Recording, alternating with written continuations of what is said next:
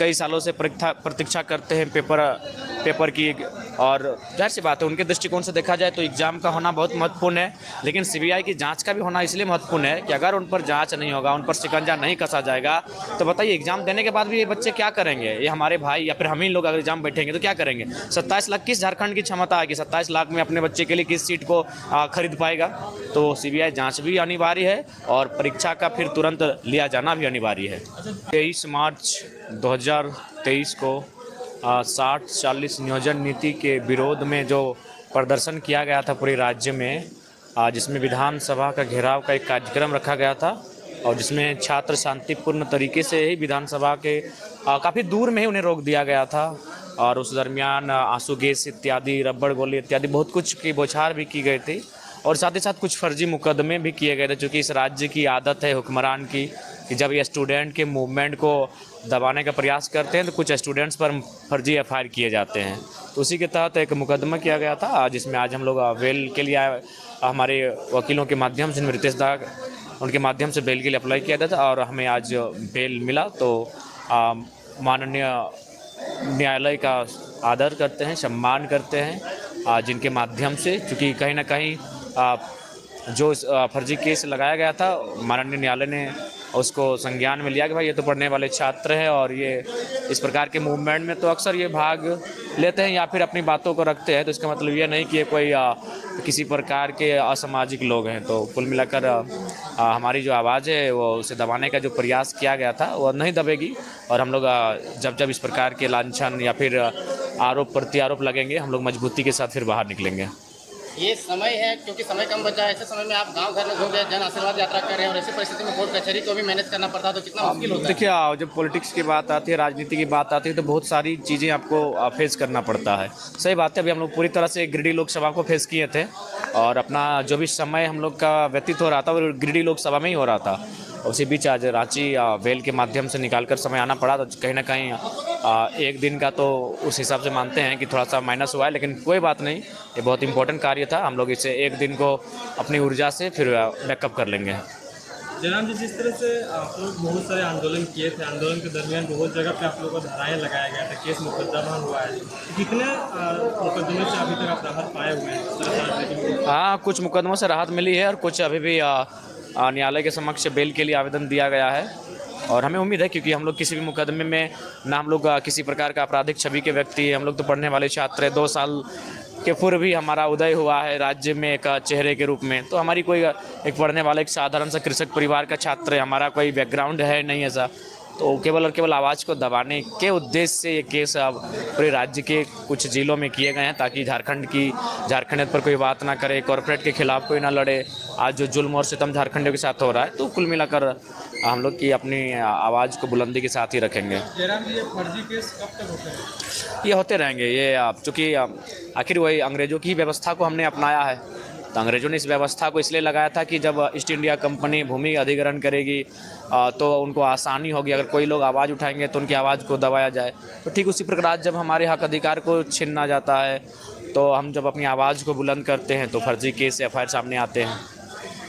जयराम जी, जिस तरह से जेएसएससी सीजीएल पेपर लीक मामले में चरणबद्ध तरीके से आंदोलन के बाद अभी ट्विटर कैंपेन का भी आंदोलन, एक डिजिटल आंदोलन किया जा रहा है, इसके बीच में छात्र का किस तरह से समर्थन दीजिएगा? देखिए, वो छात्र समर्थन क्या होता, हमारे ही लोग थे। देवेंद्र दा कौन है? हमारे साथी हैं। अब ये देखिए, एक फेस पूरे राज्य में तो वन टाइम नहीं रहेगा आंदोलन में। आखिर जो लोग रांची में आंदोलन किए, जेएसएसयू जेबी केसेस के सम्मिलित रूप से, वे सभी शख्स जो 15 जिन पर एफआईआर हुआ, जिनके एफआईआर के बाद एसआईटी का गठन हुआ और फिर जांच में अवर सचिव समेत उनके पुत्रों समेत पेपर लीक में एक पेपर में 27 लाख का जो लूट का मामला सामने आया पेपर लीक में, वो कहीं ना कहीं इस आंदोलन की देन है। तो हम लोग तो हमेशा साथ खड़े हैं, आगे भी साथ खड़े रहेंगे। अच्छा जयराम जी, जिस तरह से आंदोलन के दरमियान पेपर लीक जो विरोध था उनके कुछ लोगों भी पकड़ में आए, साथ में स्टूडेंट ये निराश है, हताश है कि एग्ज़ाम तो कैंसिल हो गया, बाकी अभी री एग्ज़ाम का कोई भी ऑप्शन नहीं दिख रहा है, तो सीबीआई जांच महत्वपूर्ण है कि एग्ज़ाम होना महत्वपूर्ण है? देखिए, दोनों महत्वपूर्ण है, देखिए, अगर एग्ज़ाम नहीं होंगे तो फिर जाहिर सी बात है जो स्टूडेंट अपनी उम्र को क्रॉस कर रहे हैं, कई सालों से प्रतीक्षा करते हैं पेपर की, और जाहिर सी बात है उनके दृष्टिकोण से देखा जाए तो एग्ज़ाम का होना बहुत महत्वपूर्ण है। लेकिन सीबीआई की जांच का भी होना इसलिए महत्वपूर्ण है कि अगर उन पर जांच नहीं होगा, उन पर शिकंजा नहीं कसा जाएगा, तो बताइए एग्ज़ाम देने के बाद भी ये बच्चे क्या करेंगे? ये हमारे भाई या फिर हम ही लोग अगर एग्ज़ाम बैठेंगे तो क्या करेंगे? 27 लाख किस झारखंड की क्षमता है कि 27 लाख में अपने बच्चे के लिए किस सीट को खरीद पाएगा?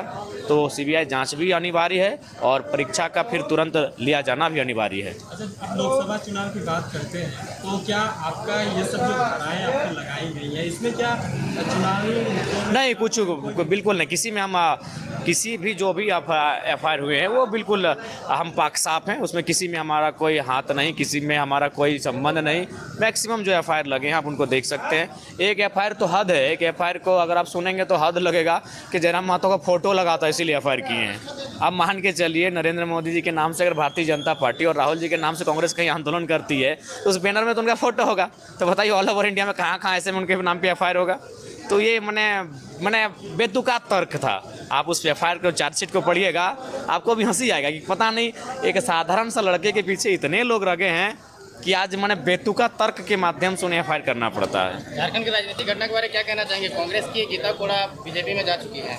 देखिए, वहाँ चूँकि जो कोल्हान का जो क्षेत्र है वहाँ जेएमएम ने अच्छा रिजल्ट किया है, तो जेएमएम का प्रेशर था कि भाई वो गठबंधन की सीट पहले कांग्रेस की थी, वो जेएमएम में जाएगी, तो इसलिए जाहिर सी बात है वो सीट हमें लग रही है कि चाईबासा जो है वो जेएमएम के पाले में जाएगा, इसलिए गीता कोड़ा ने जंप किया है क्योंकि उनको तो फिर एमपी है प्रेजेंट, तो वर्तमान में फिर वो बीजेपी के उनका रास्ता बचेगा। जयराम जी, जिस तरह से आप लोकसभा चुनाव की बात करते हैं, हालांकि गिरिडीह में आपका जो तैयारियां हैं जो लोगों के बीच जा रहे हैं वो कहीं ना कहीं एक ऐतिहासिक रहा है। ऐतिहासिक रहेगा। मैं सुनिए, तारीफ नहीं करूंगा, मैं पूरे भारत की और झारखंड की राजनीति में पहला लड़का रहूंगा जो हर एक गांव तक पहुंचेगा एक लोकसभा में, हर एक गांव तक पूरे भारत के। अब देखिए, दूसरे वो उनकी एक्टिविटी है, हमने इंटरनली उनको सजेशन कर दिया है कि अपने लोकसभा क्षेत्र में जाइए, भ्रमण कीजिए, लेकिन जहाँ तक हमारी बात है, मैंने पहले ही कहा था कि हम लोग अपने जोश से ही अगली जो पार्टियां हैं उनका सामना करेंगे, और शायद भारत के 74 साल के लोकतांत्रिक, अगर 1952 से चूँकि हमारा पहला आम चुनाव 52 और ये 24 यानी आई थिंक 72 साल के इतिहास में पहला शख्स होगा जो पूरे लोकसभा के हर एक गांव तक पहुंचेगा, हर एक पंचायत तक पहुंचेगा, वह शख्स जयराम महतो रहेगा। माइक्रो लेवल पे कैसा तैयारी है? बूथ एजेंट हो जाएगा? देखिए, इससे पहले हम लोग, आप भी जानते हैं कि 50,000 की भीड़ में हमारी सभा होती थी, यही टाटी सिलवे, आज भी तस्वीर को देखते हैं तो अब हम लोग क्या कर देंगे, हम लोग 20 लोगों के सामने हम सभा कर रहे हैं, तो माइक्रो लेवल की ही तैयारी है। अब हम लोग अपनी सभा को जहां 50,000 लोग सुनते थे वन टाइम में, उसको हम 20 लोगों में अपनी स्पीच को जा रहे हैं, तो माइक्रो लेवल की ही तैयारी है, छोटी सूक्ष्म तैयारी ही है वो। रांची लोकसभा में कैंडिडेट करने का कोई चांसेस दिख रहा है क्योंकि तैयारी तो देखिए, ये रिपोर्ट जब रांची की टीम हमें प्रस्तुत करेगी और उनकी रिपोर्ट के आधार पर हम लोग यहाँ कैंडिडेट घोषणा करने पर मैंने सोचेंगे।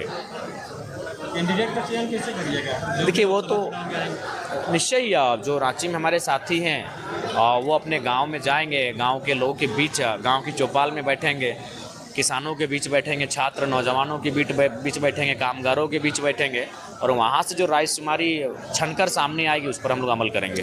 मैनिफेस्टो जारी नहीं किया था, बाय लिस्ट? देखिए, अभी किसी सेंट्रल पार्टी का मैनिफेस्टो नहीं आया, तो जाहिर सी बात है हम लोग तभी नौसिखिए हैं, समय लगेगा, हम लोग जल्द जारी करेंगे। लेकिन सबसे फास्ट आप ही लोग चल रहे हैं, बड़े पार्टी के लोग अभी तक कर भी नहीं पाएंगे, उसमें उतनी ऊर्जा भी नहीं है और ना ही उतना जिद है, वो तो अपने दिल्ली के भरोसे जीतते हैं चुनाव, वे लोग बाप के मने अपना इधर उधर से चुनाव जीतते हैं, हम लोग अपना बाय फेस अपने टैलेंट के दम पर चुनाव में हैं। पार्टी का स्टेटस ठीक ठाक है, अब 2-4 महीनों में रजिस्ट्रेशन नंबर हम लोग का अलॉटमेंट कर दिया जाएगा। लोकसभा चुनाव के अंतिम समय आने की संभावना है, लेकिन विधानसभा में हम लोग मजबूती के साथ अपने पार्टी और सिंबल के साथ लड़ेंगे। धन्यवाद। क्या कहना चाहेंगे जयराम जी का जो आज केस था उस पर क्या कहना चाहेंगे? आज न्यायालय झारखंड हाईकोर्ट से इन लोगों को 13 तारीख को बेल मिल चुका था, 13/2/2024 को जयराम महतो और मोतीलाल महतो, और आज इन लोग सिविल कोर्ट रांची में सरेंडर करने के लिए आए थे और बेल बॉन्ड अपना फर्निश करने के लिए, तो इसी दौरान आज इन लोग का बेल बॉन्ड एक्सेप्ट किया गया और इन लोग को बेल कंफर्म किया गया। क्या क्या धाराएं लगी थी इनके ऊपर? इन लोग के लिए बहुत मेजर धाराएं थी, बहुत सेवरल सेक्शंस थे, जिसमें मेजर सेक्शन 307, 353, 332, 333, ये सब धाराएं मेजर सेक्शंस थी। क्या इन धाराओं से जयराम को चुनाव लड़ने में कुछ परेशानी हो सकती है? नहीं, कोई परेशानी नहीं होगी। अब इन लोग का बेल ग्रांट हो चुका है।